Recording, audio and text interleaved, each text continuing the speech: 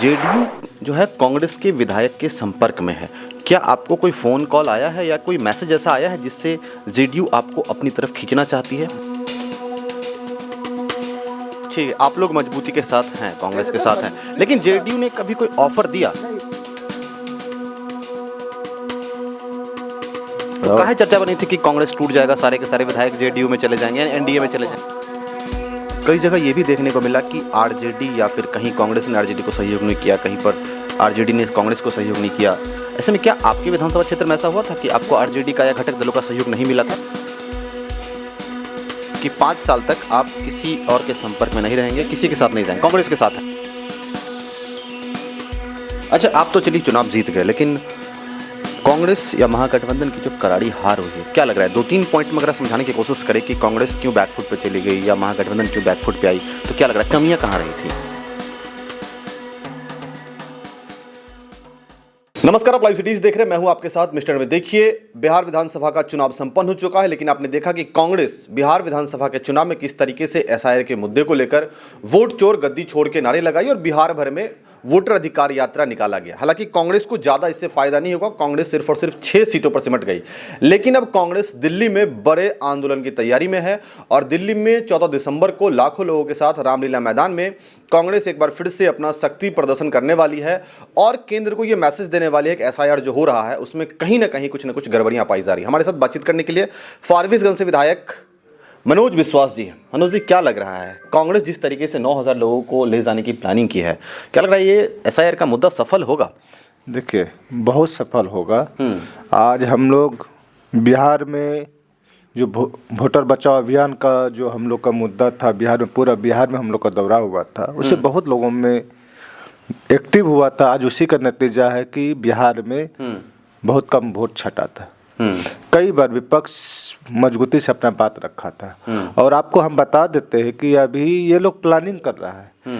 अभी आप देखे होंगे कि वैसे वैसे परिवार जो रह रहा है हमारे क्षेत्र, कहीं कई घटना आया सामने, अभी वो जीवित है, रह रहा है। परिवार का अगर 5 मेंबर है तो 3 का नाम है, 2 का नाम ही नहीं। ये बहुत ज़्यादा मामला है।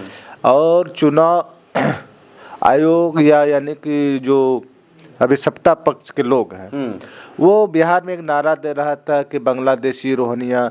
हमको लगता है कि पूरा एसआर में कहीं पे भी आप हमको दिखा दीजिए या चुनाव आयोग के द्वारा या यानी कि उस दल के द्वारा कहीं पे बांग्लादेशी एक भी वोटर मिला होगा, रोहिंग्या एक भी लोग मिला होगा।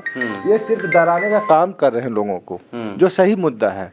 इसके आड़ में बहुत ज्यादा वो लोग अपने हिसाब से वो तैयारी करते हैं। वोटरों को लेकर धांधली हुआ है, बहुत धांधली। अच्छा, आप तो चलिए विधायक बन के पटना पहुंच गए, लेकिन एक और चर्चा कांग्रेस के अंदर चल रही है कि जेडीयू जो है कांग्रेस के विधायक के संपर्क में है।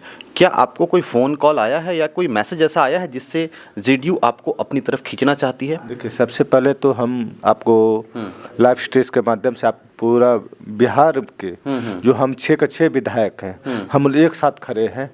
विपक्ष का जो जनता ने हमें जिम्मेदारी दी है, पूरा बिहार के लोग विपक्ष को देख रहे हैं।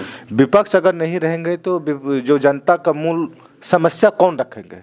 हम लोग विपक्ष में बहुत मजबूती से काम कर रहे हैं। आपको हम विश्वास दिलाते हैं, ऐसा कहीं कुछ नहीं है। कुछ मीडिया के साथी ऐसा चला रहे हैं कि कांग्रेस के विधायक जदयू के थी में है, बीजेपी का, ऐसा कहीं कुछ नहीं। नहीं, वो ठीक है, आप लोग मजबूती के साथ हैं, कांग्रेस के साथ हैं, लेकिन जेडीयू ने कभी कोई ऑफर दिया? नहीं, कोई ऑफर नहीं। कहीं हम लोग से कोई बात वगैरह नहीं, कोई फोन कॉल नहीं, ऐसा कहीं कोई संदेश ना, ऐसा कोई कुछ नहीं, कुछ नहीं, मतलब सिर्फ अफवाह है, ये सारी चीजें सारा अफवाह है। हाँ, तो काहे चर्चा बनी थी कि कांग्रेस टूट जाएगा, सारे के सारे विधायक जेडीयू में चले जाएंगे, एनडीए में चले जाएंगे? हम बता देते हैं, पूरा बिहार में जो कांग्रेस का 6 के 6 विधायक हैं, वो मजबूती से, और आपको हम बता देते हैं कि ये 6 नहीं है, आने वाले समय में ये पूरा बिहार में अपने वर्चस्व कायम करेगा, एकदम करेंगे। आपने कहा कांग्रेस बिहार में वर्चस्व कायम करेगा। एक बात की और चर्चा है कि मंगनीलाल मंडल ने कहा था बीते कुछ दिनों पहले कि कांग्रेस अगर चाहती है अपना अलग रास्ता अख्तियार करना तो अलग हटके चल सकती है।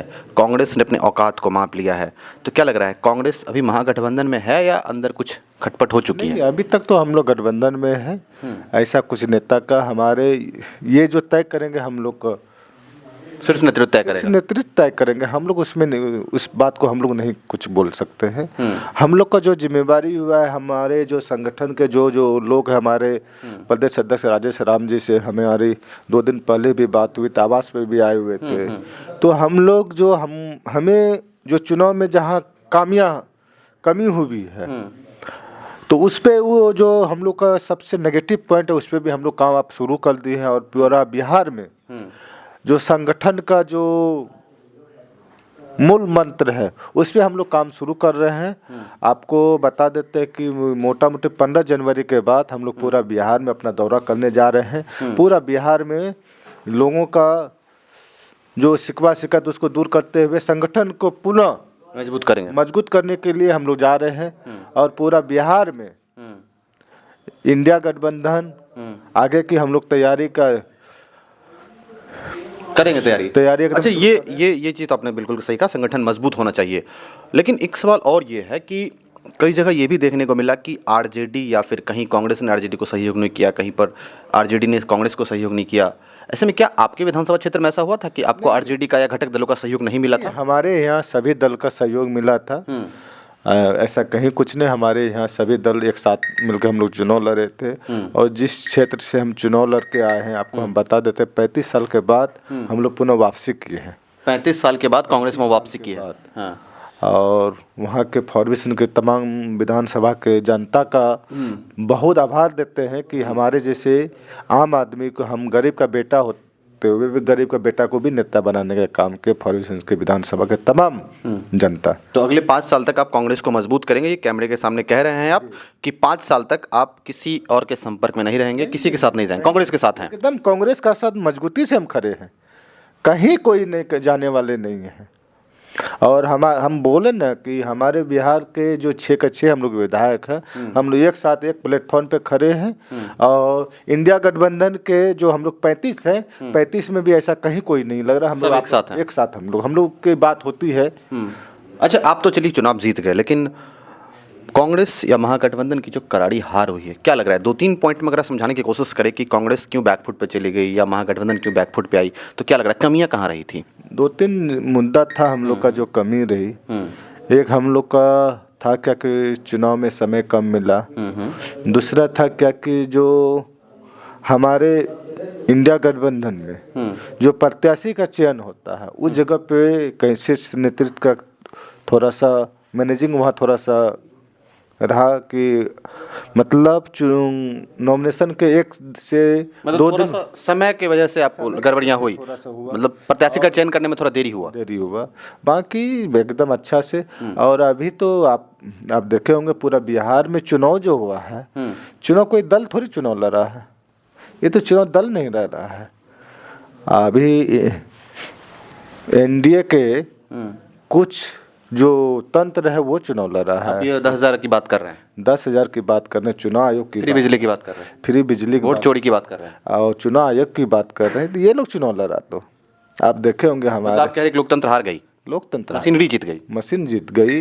और जो अभी आपको हम बता देते हैं श्रीमान, तो पूरा बिहार में हम लोग जो समीक्षा में बैठे थे, समीक्षा में एक ही चीज आया कि वहाँ पे जो चुनाव आयोग का जो प्रतिक्रिया था वो चुनाव लड़ रहा था, वहाँ दल कहाँ चुनाव लड़ रहे थे? दल नहीं लड़ रहा था, दल नहीं लड़ पूरा बिहार में।